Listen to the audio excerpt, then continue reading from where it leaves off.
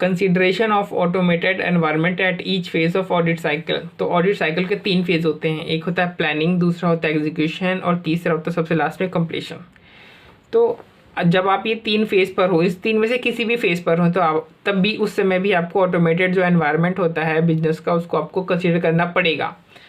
अब वो क्यों करना पड़ेगा वो अभी हम देख लेते हैं। देखिए, जैसे प्लानिंग में अगर आप प्लानिंग जो पहली स्टेज होती है उसमें आप अभी रिस्क असेसमेंट ही कर रहे हैं, तो आपको ये कंसिडर करना पड़ेगा कि आपको ये देखना पड़ेगा कि जो बिजनेस है क्या वो कोई आईटी सिस्टम का यूज़ कर रहा है। अगर वो आईटी सिस्टम का यूज़ कर रहा है तो उससे अराइज होने वाले रिस्क कौन कौन से हैं। तो अब ठीक है, तो अगर आप रिस्क असेसमेंट प्रोसीजर कर रहे हैं तो आप क्या देखेंगे, कंसिडर करेंगे risk arising from use of IT system. अगर आपने रिस्क असेसमेंट प्रोसीजर कर लिया, उसके बाद अंडरस्टैंड कर रहे हैं आप बिजनेस प्रोसेस को और वॉक थ्रू को परफॉर्म कर रहे हैं, तब आप क्या करेंगे, उस समय आप जो आईटी सिस्टम्स है और एप्लीकेशंस है उसके यूज़ को आप समझेंगे। देखो, अगर आप बिजनेस प्रोसेस को समझ रहे हो और जो बिजनेस है उसने अपना जो प्रोसेस है उसके अंदर आईटी सिस्टम का यूज़ किया हुआ है, तब तो आपको यूज़ ऑफ आईटी सिस्टम और एप्लीकेशन समझना ही पड़ेगा।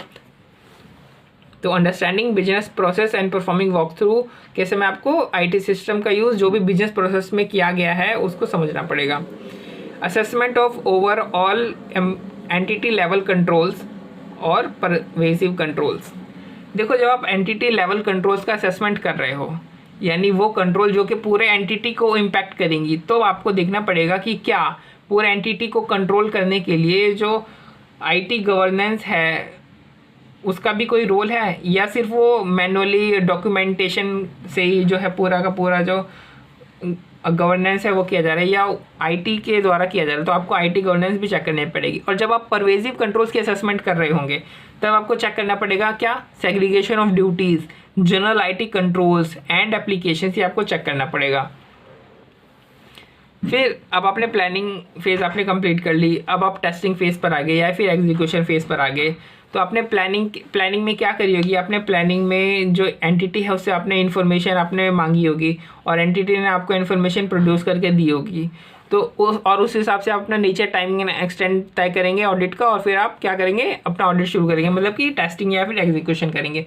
लेकिन एंटिटी ने वो जो प्रोड्यूस करके दिया है आपको इन्फॉर्मेशन और रिपोर्ट्स, अगर वही आईटी सिस्टम से जनरेटेड है, यानी आईटी सिस्टम से एंटिटी आपको प्रोड्यूस करके दिया है, तो अगर आईटी सिस्टम में अगर कोई गलती होगी तो आपके भी नीचे टाइमिंग एक्सटेंड में गलती हो जाएगी।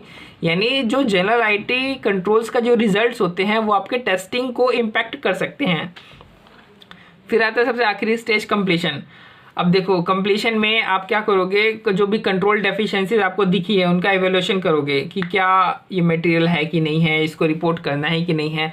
तो कंट्रोल डेफिशिएंसीज को भी तो इवैल्यूएट करने के लिए आपको डाटा एनालिटिक्स की ज़रूरत होगी और कैट की ज़रूरत होगी।